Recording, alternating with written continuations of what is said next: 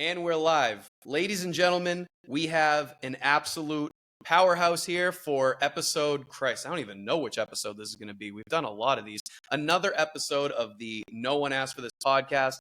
We have Gaspare Randazzo. Randazzo? You got you close. Randazzo. That's got to be an Italian you're supposed last to be name, from right? the Northeast, you know? I thought this was like right up your wheelhouse. Randazzo. You know what's funny? I was going to ask if that's an Italian name, and then you did this. It's technically Gaspare Randazzo, but I don't pronounce it like that because it's like douchey to me. Like I feel like if I was like Gaspare, people would be like, oh, Gaston.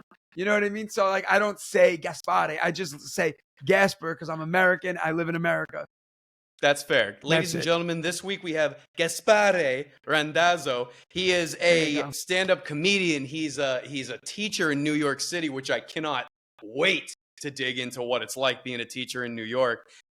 You'll see him on the Social Studies podcast. He can talk about that a little bit more later. But above that, 150,000 on Instagram. He's all over the country doing stand-up. Gaspare, who asked for this podcast? Literally, like nobody. I don't. Did anyone ask for this? I don't. I feel like they don't want it, but here I am. Listen. I know that I asked the question and I need to be ready for any response, but you happen to be like, no one, like not a single living person. That no shit one is even just knows way I'm too on funny this for me. right now. Yeah, right. Who's gonna see this? No, you could say anything. All of the cancelable things that you usually like write down and throw away, you can say all of them on here. No one's ever gonna see it. I don't throw them away. I just say them on stage and then say, "Oh shit, I'm so sorry. Please don't record this." But it's different when you're on stage because you can say what you want. When you're on a stage, you can say what you want. Like, you know what's so funny? This is so random, but we'll just start it right off. So I make videos about teaching. I'm still in the classroom actively. And people always say to me after shows, like every time they're like, you were so different than you are online. You're so mean to the people. And I'm like, I'm not mean. I was like, look, you sat front row in a comedy show. I made fun of you for an hour. That's on you. I said, I can't say the things I really want to say online because then I will get fired because I have a job. But on stage, it's like, that wasn't me. That was like my alter ego, you know, like I can say whatever I want. So let me ask you a question, because you just brought up something that's actually really interesting to me. And I've asked this to a couple of different teachers. And you mentioned that if you said what you wanted to say, obviously, if I said what I wanted to say online, every employer in the past would have canned me. But are your principles really strict when it comes to like you being online, you doing stand-up, you doing your podcast and all this?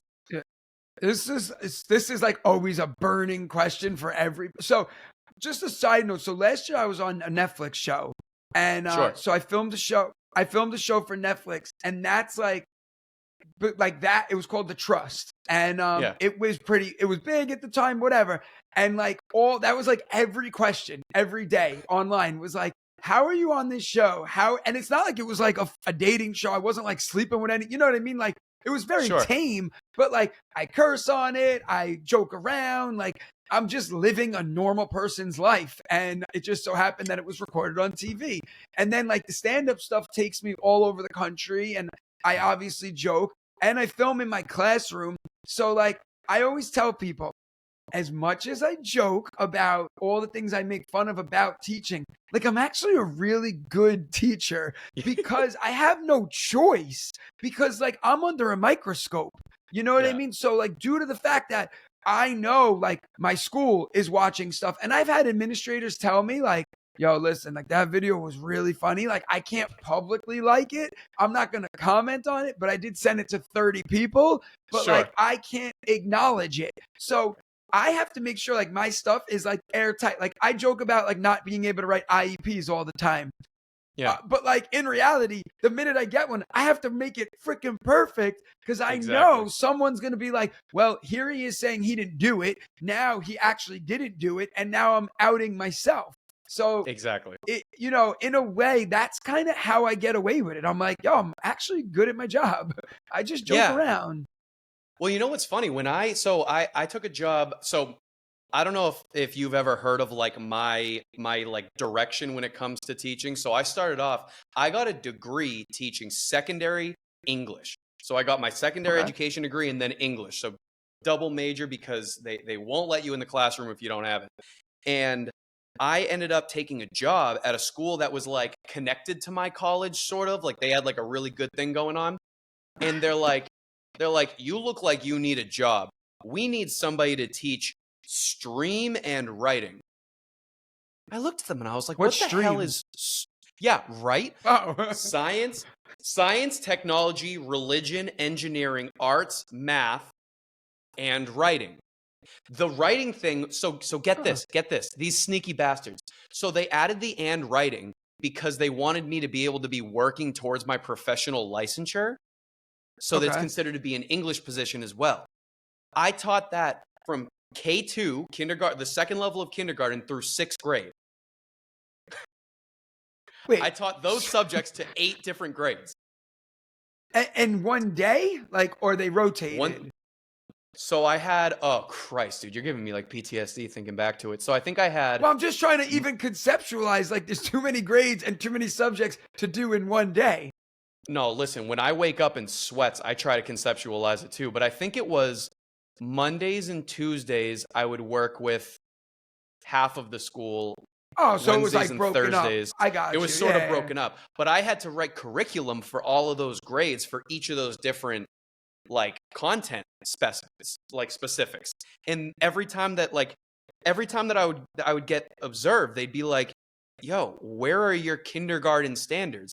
And I was like, dude, I didn't get taught kindergarten standards. I got taught 8th grade through 12th grade standards. I shouldn't be talking to any of these kids. And frankly, none of them should be talking to me because of the everything about me. We're not licensed to be near each other. You know, it's so like, weird. So, go ahead. No, all I was going to say was I did that for a couple of years and then I took a job teaching high school. So when there was a circle to this. ADHD, like you don't understand. There was a point to this.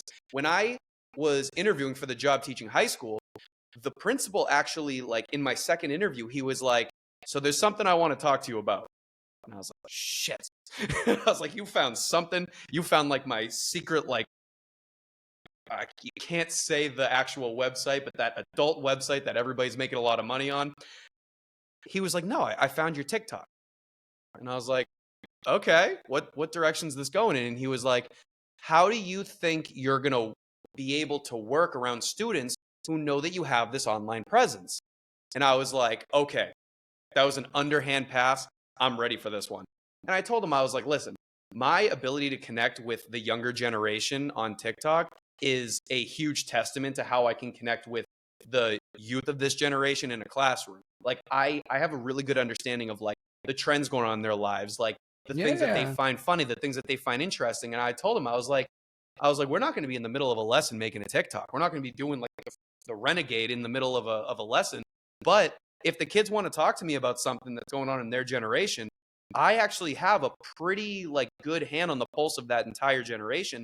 So it's actually a huge benefit for me. And he loved it. He was like, hell yeah, go ahead. Yeah, see, like that's cool. I mean, listen, I gotta say, like my school admin has been awesome about it because, like, listen, it's a weird. I feel like Hannah Montana. It's like 1 minute I'm in the classroom like getting cursed out, and then 3 hours later I'm walking on a stage in front of 250 people who just paid. Like, I can't get kids to come to my class because I teach in a interesting high school, and like kids just don't come to school. And then yet at night, I have 300 people pay to see me. So it's like, how the hell? That's weird. Like, why do you guys want to see me so much, but no one who actually needs me want to see me? And it's interesting. And it's a weird, like I did a show Tuesday night. So right now So I did a show Tuesday night. Smaller show, but it was the place fit 150. It was sold out. Did the show. I did about an hour and 20 minutes. Ended at like 9:30, got something to eat, drove home, went to work the next day. Like it was nothing. It was just like going to eat with your friends. Like, and it was like, whoa, like this is a freaking awesome, crazy ass life. Like, how am I like famous at night? Famous loosely, but you know what I mean? Like, how is that? And then in the day, it's just like, you're just a regular, like, you know, I co-teach with this girl. She's like 22 years old.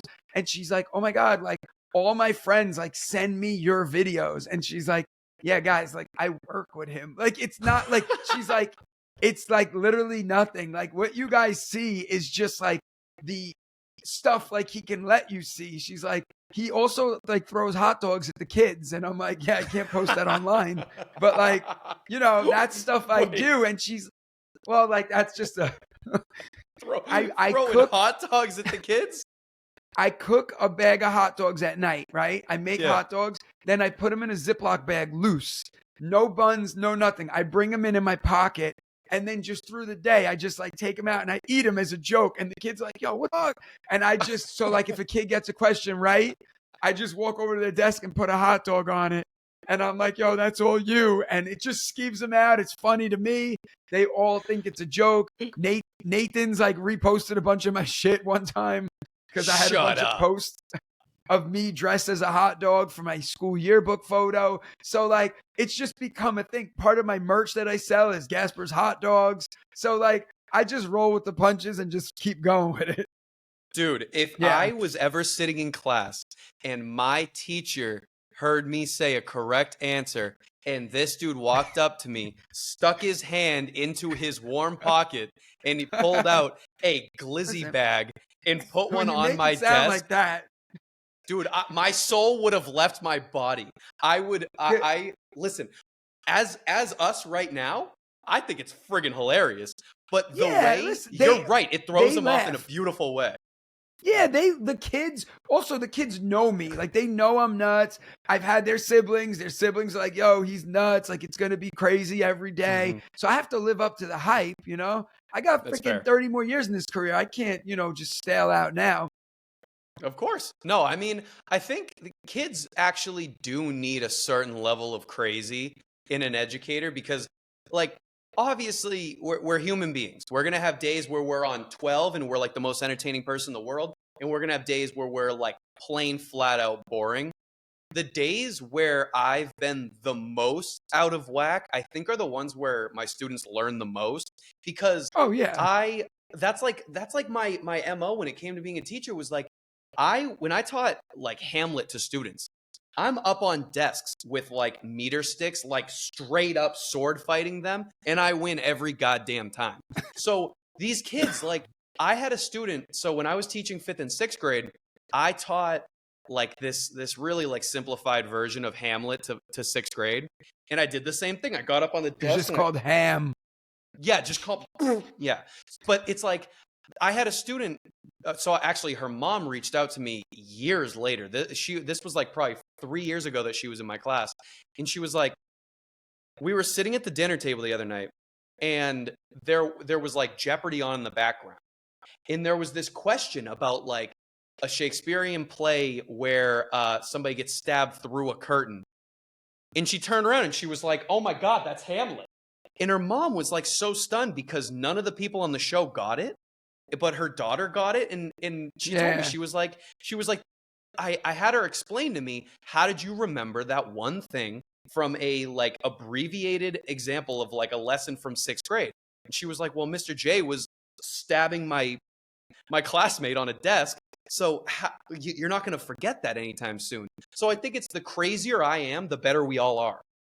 Listen, all right, ready? So I'm going to give you a great story. So one day, all right, backtrack. I tell the kids on the first day of school, I go, this is a true story. I went to Abe Lincoln's birthplace, okay? Abe Lincoln was born in Hodgeville, Kentucky. When I was there, I went on my honeymoon. It was a tax write-off. And so I went and we went to Abe Lincoln's birthplace. My wife did not want to go. It wasn't our honeymoon. Crazy. It wasn't our honeymoon, but it wasn't, the whole trip was a tax write-off. It just wasn't our honeymoon. So I leaned, there was a well and they were like, Abe Lincoln drank water from this well. So I was like, that's fucking amazing. I'm drinking from this well. So I lean in, I drink water from the well. I look up, there's a sign, warning, do not drink water in well. well is contaminated. Okay. So now that was 13 years ago. So I tell the kids this story on the first day of school every year. I tell them that, and then I go, guys, in that moment, Abe Lincoln's spirit came inside me. And the kids are like, what the f-? And they're like, this guy thinks he's Abe Lincoln. And it's like, whoa, if anything, he was only in my mouth. Anyway, so then we continue the lesson, and I had pictures of Abe Lincoln. What? It was only in my mouth is crazy. So I had pictures of Abe Lincoln all around my classroom. So the kids would be like, yo, like low key. And I taught history. I teach history. So the kids would be like, yo, like low key, mister, like you trying to f this guy. I'm like, yo, guys, high key, like he's dead. So I'm not trying to f him. He's just a dead president. So they had a picture of Abe and his wife. They cut the wife's face out and glued my face on it. So it was just Abe holding me, right? And I thought it was funny as hell. So I was joking with the kids, and I was like, there was a picture of Abe Lincoln. I said, guys, how funny would it be if I tattooed a picture of Abe Lincoln on me? So this kid's like, yo, that's crazy. I bet you $500 you wouldn't do it. So now, like, we're teachers. I'm like, yo, $500. Like, there's not much I won't do for $500. So I was like, $500? And this kid's like, yeah. So like another kid's like, I bet you 1,000. Another girl's like, I bet you 800. They're all yelling out numbers. So I took out a piece of paper. I write it down. Tyler, 500. Joe, 1,000. Sam, 400, right? Put it in my drawer. I forget about it. A few weeks go by. It's President's Day. I'm celebrating. And I'm like, I was like, I'm going to get this tattoo. So I go to the tattoo parlor. I go in. I tell them the story. They're all laughing. And hold on, Tyler. This is just for you. I'm going to stand up on my chair. Hopefully I won't get hurt. Shut up. I get up on the desk. The kids are all like, dude, if you fall, this is going to be the clip of a lifetime. I go, yo, Joe, you got $1,000 on you? The kids were all confused, and I go, dan, dan, dan, dan, dan, dan, dan, dan. And there he is for the rest of my life. Up. For the rest of then what I do is I read all the rules of the classroom to the kids, but through the lips of Abe Lincoln. So I'm like, rule number 1, try your best. Rule number 2.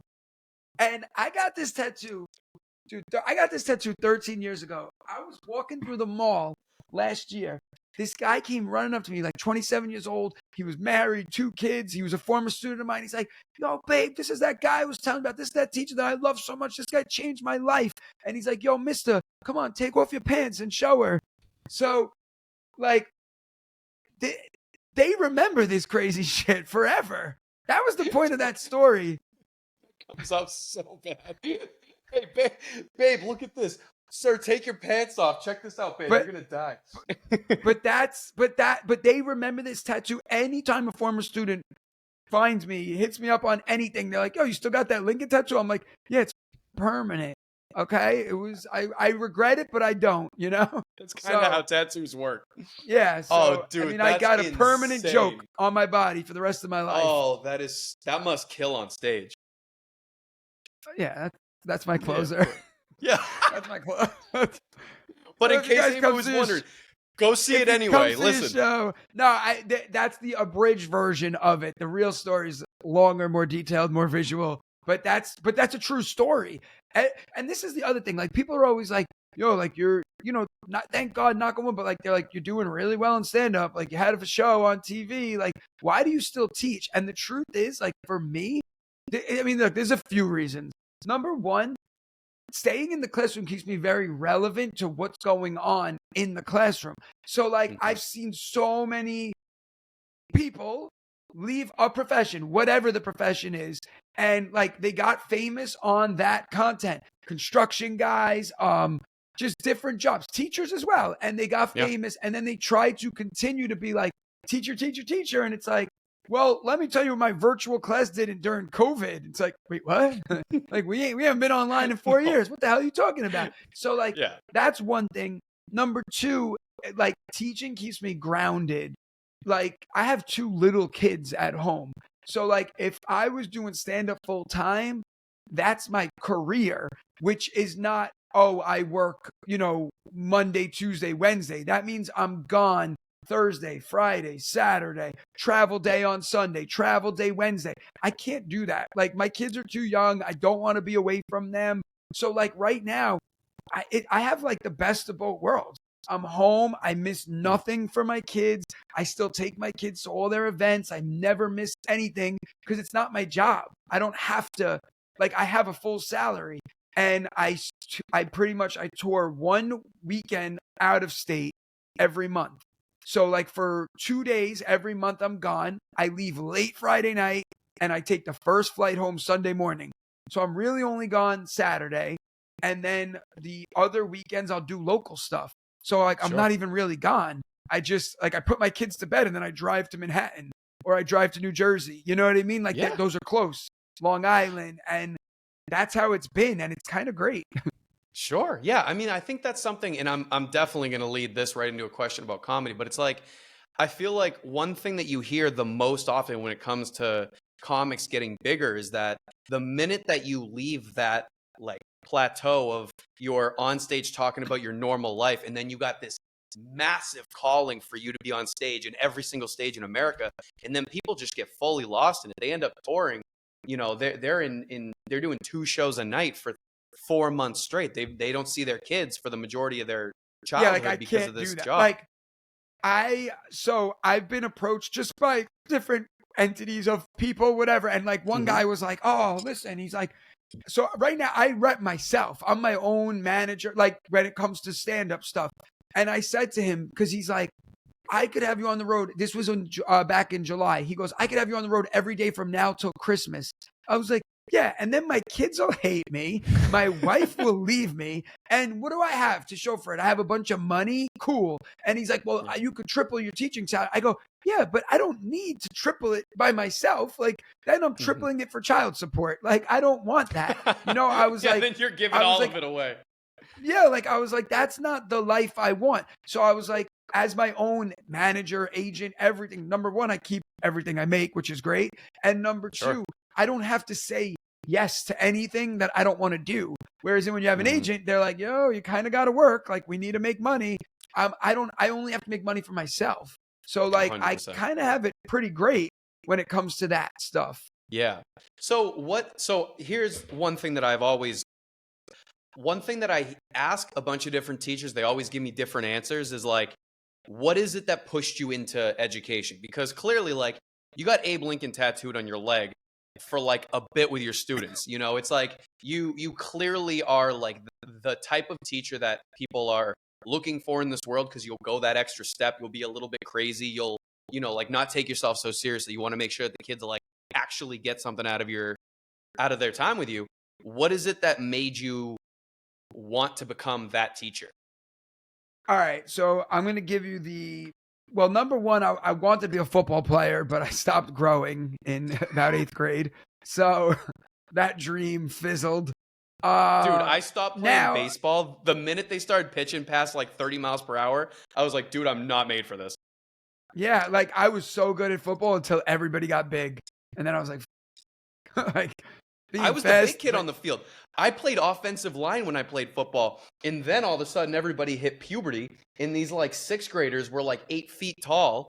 And then they're like, all right, well, Tyler, you're done developing. And then I've looked like this since. Yeah, I mean, I'm average height for a female. So that's just what it is. So I'm 5'6.5". I'm not getting taller. How tall are you? You look tall. You look like you have broad shoulders. Like you look like you work out. Let me tell you. So I exercise so that I don't die young. I'm Polish. We do not live long. I'm like a Bernese Mountain Dog of like people. We die young. So I'm like exercising. I feel like, dude, they live like 7 years. This is not accurate. Don't look it up. Not the dogs. Oh shit! Polish people. I mean Polish people. It depends on what part of Poland you're from. But yeah. Oh, dude, we went to Poland in August. I counted them. I had 36 in 3 days. It was crazy. I would have had more probably. It's crazy. All right. So my answer of why I teach is, here's the simplified long version. I had a teacher. My mom had a brain aneurysm when I was in high school. A brain aneurysm is when literally a vein in your head explodes. Sure. pretty much told her she was going to die. We assumed, like, you know, it was bad, right? So my mom had a brain aneurysm. I was a junior in high school. Like, I was not a good student. I was just an okay student. Like, I didn't cut, but I wasn't like, I just went every day, fooled around. I was an 80 at best. Like, and I was content with that. My mom had this brain aneurysm. She was in the NICU, the ICU for a long time, for a few months. They had to teach her how to walk again, teach her how to do all this crazy shit. I had a teacher that was so cool. And she was just like, look, life is much bigger than English. She was my English teacher. And she was like, life is much bigger than this. And like, she was like the first person in my life that was like a teacher that was like, school, like, I'm here to be a person for you. Super nice, super sweet. And like, she just made me realize, like, wow, there's not a lot of people like that in your life as a kid. And I had a great childhood. Like, I had great parents, great family. We grew up like in a great neighborhood. Like, everything was the picture perfect, whatever.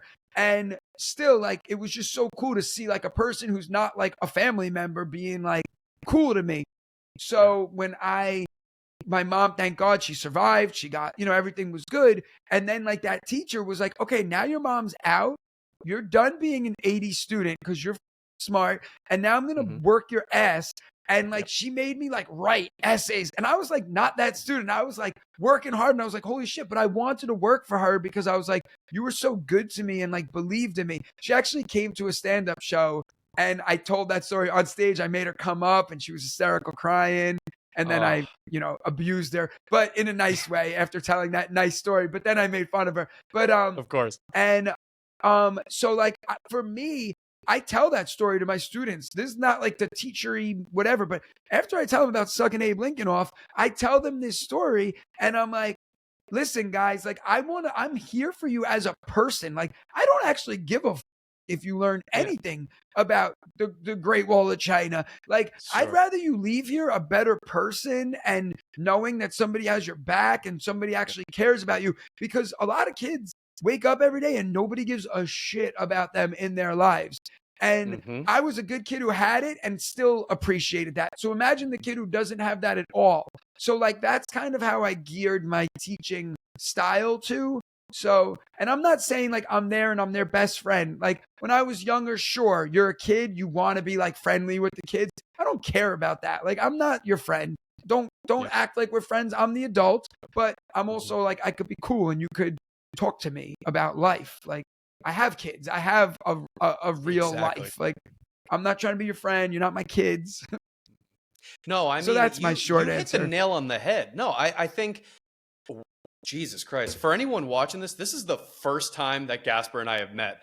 But in that one story of like the way that you interact with your students, I realized that we are like way more similar than like need be for like a reason to sit down on a podcast together. Because it's like you hit a couple of things on the head where it's like, you had that one teacher that when you were in a moment where you felt like absolutely everything was falling apart, they took a step and they were like, listen, I don't give a shit about whether or not you get this essay in on time. I care about whether or not you inside of your head feel cool in my classroom. And that's how, like, the school that I was at last year was, oh Christ. So it's Boston Public Schools. It's a Title I school. It's a turnaround school. So we accepted a lot of kids who had like disrupted periods of education because they were homeless or because they were in like gang related or, you know, drug problems, all this. So we took kids in who missed like 5-10 years of school, and, you know, we got them to where they needed to be so that they could get their diplomas. And in that time, I realized very, very quickly that there's no like getting to any goal if they don't feel comfortable with me. If they don't realize that I'll go to bat with them in any situation. But one thing that I make very, very clear is like first day of the year with all these brand new kids. Half of these kids are twice my size. They're looking at me like I'm made of paper. And I tell them, I'm like, listen, you're going to have great days. You're going to have horrible days. I got you on your good days. I got you on your bad days. I also am just as much a human as you are. This is my first day too. You know, it's my first day in the school. It's my first day in this classroom. It's my first day talking to you. It's brand new to me as well. Meaning, I'm going to screw up, and I'm going to screw up a lot. right? And when I get something wrong, if I don't apologize myself, it's your job to call me out, because there will be no like withheld emotions like, oh, he did this back in, October, so I don't like him in May. We're not doing that. We're going to deal with it like adults. And then when it's done with, we're going to get back to what we need to do. But I told him, I was like, when you have your bad days, I want you to look at me during my bad days, because I'm going to explain to you. I'm going to come in and be like, look, I'm dealing with A, B, C, and D. I'm not going to be my best self today. Go easy on me. And 9 times out of 10, the fact that you were honest with those kids instead of just lashing out and losing your mind and doing some crazy shit, they're like, all right, I got you. The easiest days I had were when I was doing the worst, and I told them. And or you're like, yo, guys, like my stomach really hurts. And they'll be like, all right, you've been cool to us, so we'll not be assholes. It's true, though. Exactly. It's like, okay, Mr. J, if you got to go take a shit for 30 minutes, we'll just hang tight, do your thing. Like, we'll make it work. But that's the thing. Students don't need much. They just will give what they get. If you give them respect, they're going to give it right back to you. And if you're a teacher who does not get respected in schools, 9 times out of 10, it's because you're doing something that's disrespectful to them in the first place. And here's the other thing before we go, and this is for you for your hairline as well. I remember being 27, having this perfect, beautiful hairline just like you. And today I said to a student, I said, oh, after school I have to go get a haircut. She said, you don't need one. I said, yeah, I do. She goes, don't worry, your hair's falling out on its own. And I laughed, but it goes with your comment, because I would say that shit to them, so I don't even care when they say it to me. And then this other freaking kid chimed in, and she's like, yo, it looks like your hairline's running away from your eyebrows. And I was like, oh, that's funny. I was like, I'm going to write that down. I'm going to use it on stage, and I'm not going to give you credit, and I'm going to make money off of that. So thank you so much. And they were laughing. But like, that's the relationship I've built. Like, I'll make fun of them because they'll make fun of me. So it's like, exactly.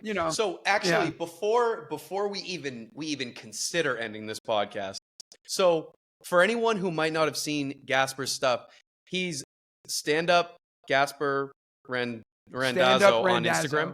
No, Gaspare, just stand-up Randazzo. Yeah.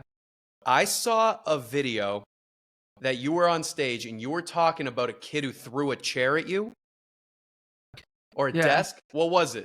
A desk, yeah. Okay. So one thing that I do a lot on my page that you might have seen, or like some people might have seen who are watching this, I talk classroom horror stories. I love a good classroom horror story. I need to know either the I got a desk thrown at me story or the worst classroom horror story that you remember in your time as a teacher. I got so many. They're not horror stories. They're just for me, they're just they're stand-up potential stories, which is great. Sure. So the worse it is, the more I love it. They no, I mean, one time, this isn't even bad. This happened last week. This kid in the middle of the class was just like, yo, this class. And he starts digging through his bag. So I'm like, oh, he's going to shoot me. And he goes in his bag and he pulls out a ski mask. But dude, I'm talking about like old school, like robber one. Eye holes, mouth hole. And he puts it on and he goes, I'm going to rob a fucking bank. And I was like, all right. He got up and walked straight out the room. So another kid was like, yo, you want me to go stop him? I was like, no. I'm like, let him rob a bank. Like, who cares? Exactly. It's not on me. I'm not a police officer. So like, I don't have like classroom horror stories. I live in horror. I live in a horror movie. So that's it. I just live it. I mean, listen, if one of my students ever pulled out a ski mask, listen, unless either you walk in and you like say good morning to me with it on and you keep it on the whole lesson, but if we go from face to ski mask, it's not going to get better as time goes on. But one time, like this kid was cursing me out. And we were going back and forth and it was bad. And the kid that kid with the ski mask looked at me and he goes, yo, you want me to just knock him out for you? And I was like, no, like shaking my head, but saying no. And he's like, you want me to just knock him out? Like, I'll fuck not. Like, he had my back. He just wanted to rob a bank. Like, I get it. Sure. I feel him. Yeah. So, I mean, I kind of respect him for like asking, instead of just being like, I'm going to do this for him. I'm going to get up and like do it in a core for him. Yeah, he was very polite. He was just like, fuck this class. I get that. I feel the same way. That's beautiful. Yeah. No, so Gaspare, tell me, where are you? Where are you going next for stand-up? What's the deal? Where can we find you? What day you? is this episode coming out? Oh, dude, I don't know. I'm all over the place. Probably within the next week or two, around there. All right. Well, I'm just trying to think where I'm going to be. I will be in, I will be in Chandler, Arizona, San Diego, Portland, Naples, Queens, New York, Manhattan, Boston. I'll be up in Boston in May. Hell yeah. Philly, West Hartford, Connecticut, Tulsa, Oklahoma, Plano, Texas, Atlanta, Georgia, Long Island, Los Angeles, Seattle, Chicago. Get your tickets at GaspareRandazzo.com. That's Hell Gaspar, yeah. like the ghost. Yeah. So, Gaspar, like, I love that. That you made that so much easier to pronounce than I was expecting. Dude, that's been like, my whole entire life. It's just been me explaining how to pronounce my name. So at an early age, I realized just say like Casper with a G, and it works much better. Yeah, but my son enough. Has the same name, and like he says it to his friends, but none of them know who Casper is anymore because he's only 7. You know? Yeah, that's a tough one. What part of New York are you in? I'm from Brooklyn originally, but now I live in Staten Island. Oh, sick. Rania and I are going to be in the city in, I don't know, 2 weeks for a little while. We should get together. When are you coming in? We're going to be, we're doing an early little Valentine's Day trip to Iceland. We're going to Reykjavik. Oh, shit. Which is going to be sick. We've been talking about doing it forever, so now we're just going to, we're doing it. And then we're going to be back in Boston from the 10th to like the 14th. Then I'm recording a podcast on the 15th and 16th, and then we're going to be in New York for pretty much the entire week after the 16th. Oh, I'm actually going to be there, so yeah, I'll be. I'll be. We'll talk off air and not. I'll hit you up. We'll make give it our exact locations to where we're going to be and what time. We both get lit up on a sidewalk. So, all right, everybody well, who's watching this, I appreciate thank you so much, man. Yeah, come check me out, Stand Up Randazzo on Instagram. Yeah, that's it. No, it's good. It's good shit. I love all the stuff that you put out. Thank you. Ladies and gentlemen, everybody who's watching this, you could be anywhere, but you're here, and that's pretty sick. I appreciate you for that. In case anybody doesn't know, I started a company. We're giving away rewards to teachers in the form of money, in the form of trips, in the form of hugs from me, if you ask nicely. So if you go to americasheroescontest.com and you know a teacher or you are a teacher, head over there, register. We have a second contest starting on the first day of March. All through February, you can register to be in that contest. So if you're a teacher, you know a teacher, get them over to that website so that they can join in. There's only going to be 200 spots, so get over there and make sure that happens. But no, Gaspar, it means the world having you here. I can only imagine that people are going to want you back as soon as possible to hear more about your Abraham Lincoln tattoo. But no, man, it was a pleasure meeting you. Yeah, it was nice meeting you. Yeah, we'll do a full tattoo tour. No, man, thank you for being here. I appreciate you. Take it easy. Thank you. All right, we're out of here.